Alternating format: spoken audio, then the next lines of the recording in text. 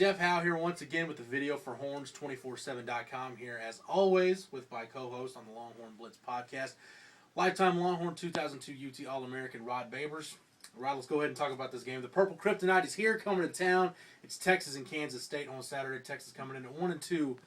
I've gone ahead and thrown all statistical analysis, trends, everything else. I'm throwing it all out the window for this game because I've tried for 10 years to pick this game right, and good luck if you can. I know Texas is 2-7 in the Mack Brown era against Kansas State. You were a part of the last Texas team that beat Kansas State, needed a Marcus Tubbs blocked field goal to do it. So in Manhattan. So don't think this game is going to be easy to pick based on any factors. I just want to know what you're looking for, Rod, because I need some kind of clue other than just my gut and blind faith. And I'll tell you what, the Longhorns have been plagued by turnovers when they play K-State, at least the last 5 times. In the last 5 games that we played K-State, we have 16 turnovers. Well, 5 of those were Garrett Gilbert interceptions.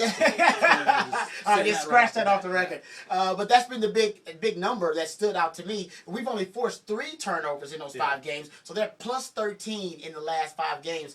You're not going to beat anybody with that kind of statistical anomaly. You're not going to beat anybody. Number 2, right now, K-State, they are not great in their front 7. They're actually giving up some rushing yards, too. They're not as bad as Texas. No. But they've given up 515 rushing yards so far this season, giving up around 4.5 yards per carry. I think that's something that Texas can try to find a way to capitalize on. Well, Texas is 121st out of 123 FBS schools against the run, giving up 6 yards a carry.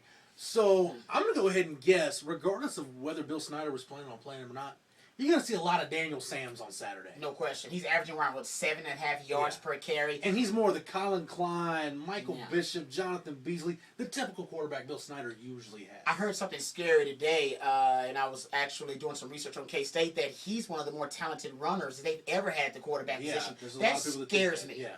That really does scare me, considering we made Taysom Hill look like a Heisman Trophy winning quarterback on the ground. But one of the things I think will stand out in this game is that Texas may have to beat K-State at K-State's game. K-State likes to knuckle up and play football in a phone booth. Exactly. And without our explosive talent, our explosivity, Dajay, we don't know about Mike Davis yet.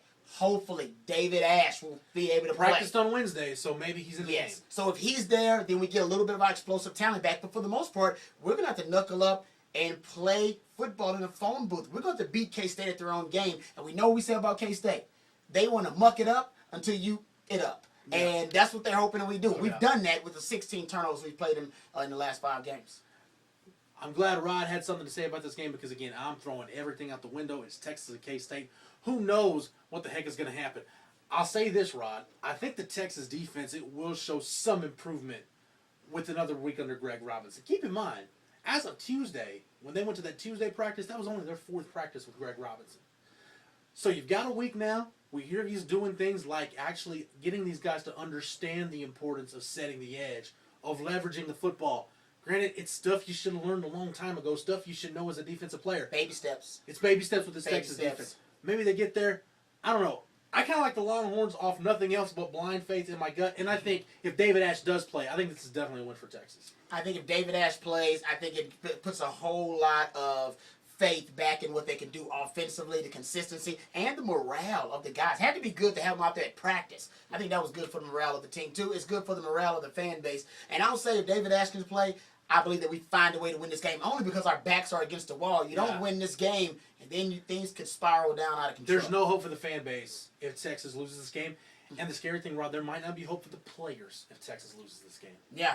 Got to find a way to stop the read option, though. I think that's going to be the key. Talking about Snyder, the guy who grandfathered in the read option. If anybody knows how to capitalize on it, how to seek out the weaknesses of a Texas defense with that read option, it's going to be Snyder. Okay, we go more in-depth about this game on this edition of the Longhorn Blitz podcast. Stay locked into Horns247.com. And hear Rod every day, 2 to 7 on the Sports Buffet, Sports Talk AM 1300. Shameless plug.